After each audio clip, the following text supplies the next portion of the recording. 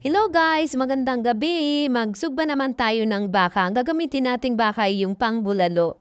Beef shock, yung maninipis lang dapat ang ihiwa para madali lang siyang ihawin. Para sa pampalasa, soy sauce, kalamansi, ketchup, oyster sauce, black pepper. Lagyan natin ng hot sauce para spicy siya. Dapat ibabad natin to ng overnight para lumambot yung karne. Ihawin lang natin to sa mahinang apoy lang para hindi tumigas yung karne at huwag nating ihawin ng matagal para balambot lang yung ating karne. Punas-punasan lang natin to ng ating ginamit na marinade sauce kanina. Kapag ganito, luto na siya.